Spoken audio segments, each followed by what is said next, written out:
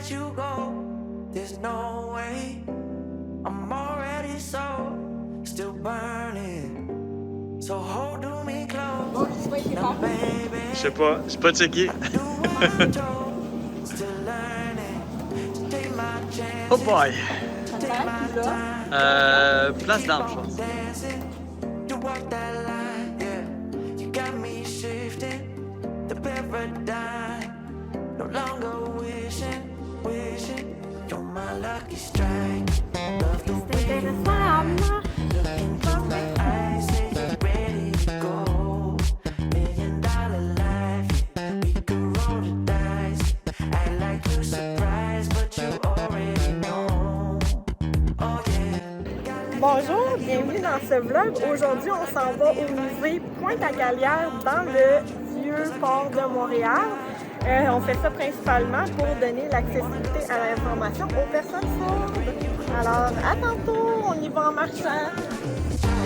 And I got to tell you, if you didn't know, then I got to tell you that you're my lucky strike. And I got to tell you, if you didn't know, then I got to tell you that you're my lucky strike. Cooler than cold, I'm all in. So load up the dice, so heavy. Fait que là, on est arrivé officiellement au musée Pointe-à-Calière. On va descendre au sous-sol. En bas, pardon, il y a vraiment des anciennes maisons, mais qui ont été détruites. Puis il reste les fondations, fait qu'on va voir ça en bas. Il y a aussi des anciens objets qu'on a trouvés à l'époque de Montréal. Fait que c'est ça. Fait qu'on visite en bas.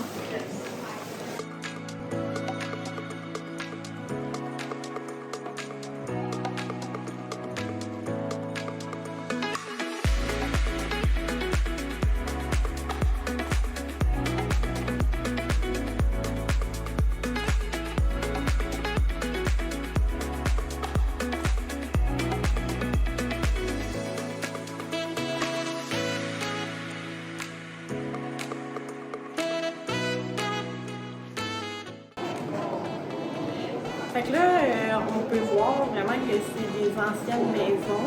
Là, on voit les fondations ici.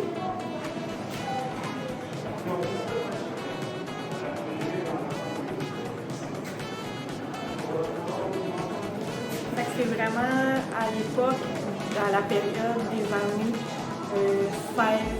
1600 environ. Fait que c'est vraiment des anciennes maisons. Là, bientôt, on va vous montrer un cimetière. Fait qu'il y avait de la terre, puis les archéologues, les personnes responsables de chercher des anciens objets, ont pris la terre et ils ont enlevé. Là, ils ont trouvé un cimetière. Fait qu'il y a vraiment comme la tombe, là, la personne morte dans la tombe. Fait que là, c'est ça, on va voir ça de l'autre côté.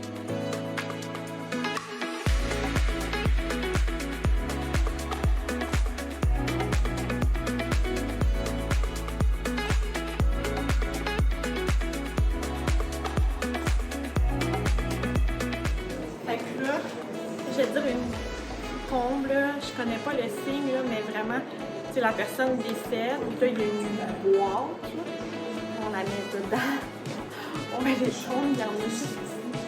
C'est des vrais, Justin, tu peux montrer.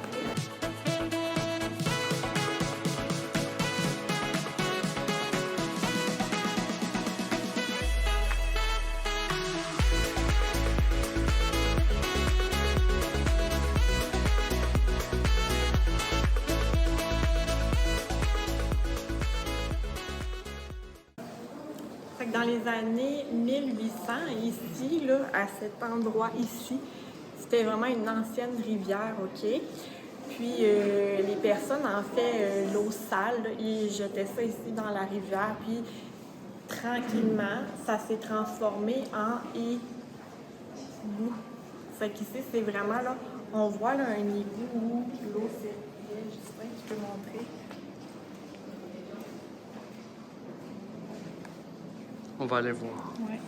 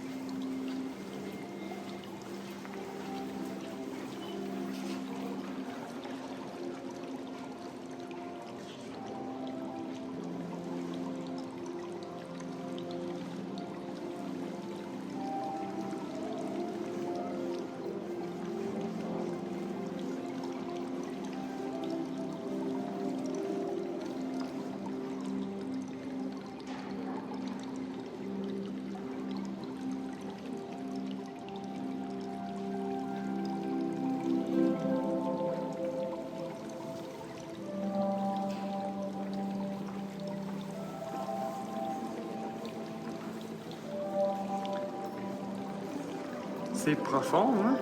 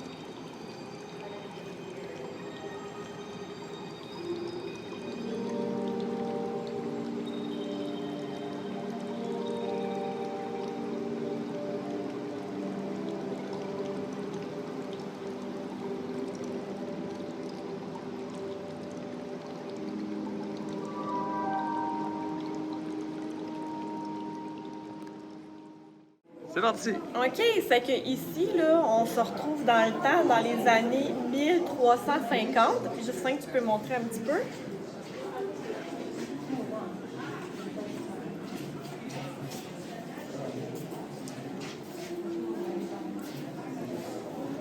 C'est qu'à cette place ici, là, à Montréal, là, on est dans le Vieux-Port, mais si on monte dans le temps, là, ici, dans l'année 1350, mais c'était un lieu de rencontre. Fait que vraiment, c'était une place où ils se rencontraient les Autochtones pour faire des échanges. C'était temporaire et non permanent. On voit ici l'ancienne rivière que tantôt j'ai dit, ça s'est transformé en égout, hein, vraiment, tu sais, ça ici. Là, l'ancienne rivière est juste ici. Fait que vraiment, à retenir, anciennement à Montréal, les Premières Nations se rencontraient ici pour faire des échanges. C'était difficilement navigable, le fleuve, hein, c'est qu'ils essayaient, ils venaient ici en bateau, mais plus loin, c'était vraiment difficilement navigable. C'est ça qu'on voit qu'ils s'arrêtaient ici pour faire des échanges de fourrure, de nourriture, fait qu'ils échangeaient plusieurs choses. Fait que là, on se déplace dans le temps, on est rendu à l'année 1701 ici. Fait que là, on voit...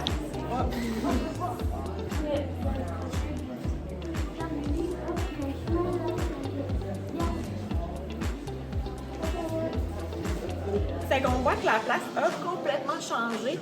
C'est la période qu'on appelle de la Grande Paix. Alors, il y a actuellement, à cette année de 1701, il y a environ 1300 personnes qui demeurent ici. On voit que c'est un village en bois, c'est que et les maisons étaient collées, hein, vraiment proches, collées. Fait qu'est-ce qui se passait? Ben, si une maison était en feu, ben, ça se propageait puis ça continuait. Et souvent, ce que le guide Marc-Antoine m'a dit, c'est que des fois, ça arrivait que la moitié du village brûlait. Fait que c'est ça. C'est une époque où est-ce que les personnes qui contrôlent le village, ben c'est les Français. On va voir plus tard que ça va changer avec la colonie britannique qui va gérer le village.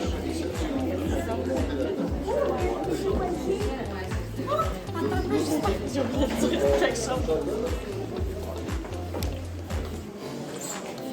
J'ai oublié de dire qu'on voit une place de marché. Puis c'est le marché qu'on va vous montrer tantôt qui est juste là. J'ai oublié de vous dire, dans les années 1350, bien, il y a des preuves ici à Montréal. On a trouvé des anciens feux. Fait que c'est pour ça qu'on sait que la date précise, c'est 1350. Alors, c'est ça pour les deux maquettes. On continue notre voyage dans le temps. On est rendu dans les années 1736. Donc là, première chose qu'on remarque, c'est quoi? C'est que les maisons sont transformées. Elles ne sont plus en bois. Elles sont transformées en roche ou en pierre. Parce que justement, on veut éviter les feux qui se propagent et qui brûle la moitié du village. Donc c'est ça premier gros changement qu'il y a. Deuxième changement, la place du marché. Ici, là, c'est ce qu'on voit, là, mais là, Justin, il va falloir que tu zoomes là. C'est une personne qui se fait moquer en public ou exécuter, un des deux. Donc, c'est ça. Anciennement, on se moquait publiquement des personnes. Hein, ça arrivait où on les exécutait. C'est des choses qui arrivaient dans le passé. C'est qu'on peut le voir juste ici.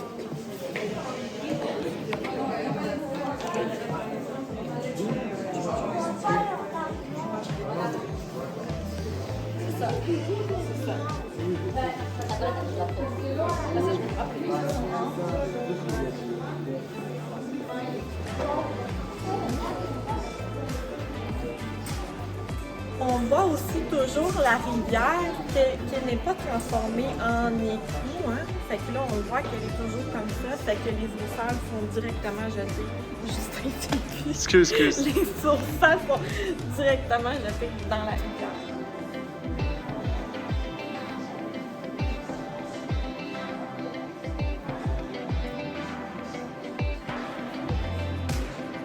Maintenant, on est rendu à l'époque 1802. Qui contrôle le village? Eh bien, ce sont les anglophones. On remarque toujours que le village grossit de plus en plus avec les années. Le marché, maintenant, il y a un toit. J'espère que tu peux montrer ici.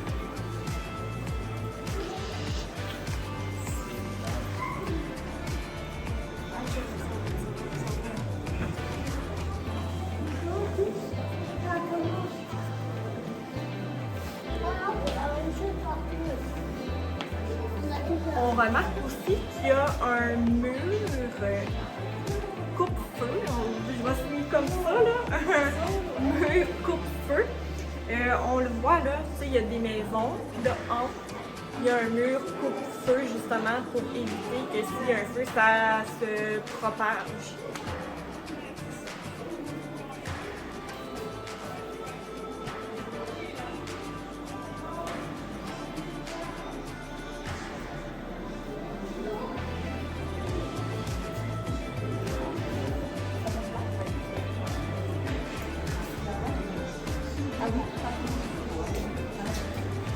Les années 1872, c'est toujours les Anglais qui contrôlent le village ici. Là, on voit vraiment des gros changements. Première chose, il y a un parc avec de l'accessibilité à de l'eau potable. Ça veut dire qu'on peut boire. Mais là, le parc là, est clôturé. Fait que c'est pas toutes les personnes qui ont accès, hein? C'est certainement pas les Français qui ont accès. C'est qui ont accès à l'eau potable? Eh bien, c'est les riches anglophones. La place du marché a disparu aussi. Puis on remarque quoi? Là, il y a juste des rues. La rivière, elle n'est plus là. Alors, elle s'est transformée en boue,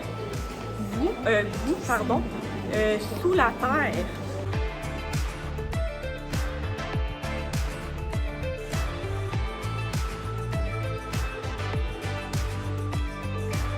On voit aussi qu'il y a le port avec un quai. Fait que, tu sais, le quai, c'est où est-ce que stationnent les bateaux. Là.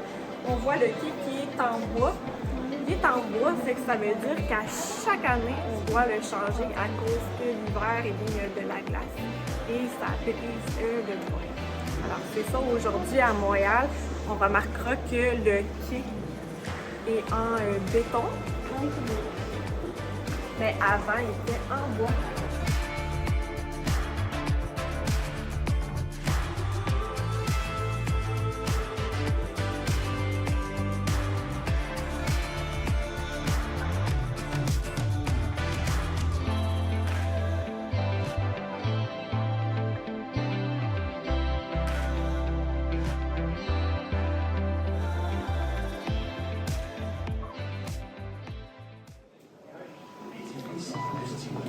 Fait qu'ici, c'est la place du marché que je vous parlais tantôt.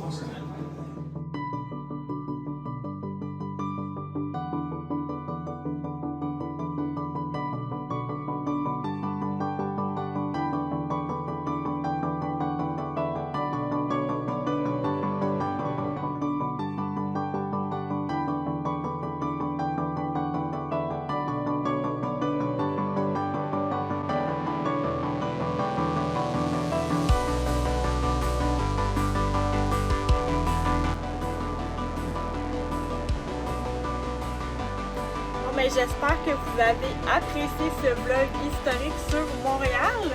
Alors, si vous avez aimé la vidéo, je vous invite à cliquer sur j'aime et à vous abonner pour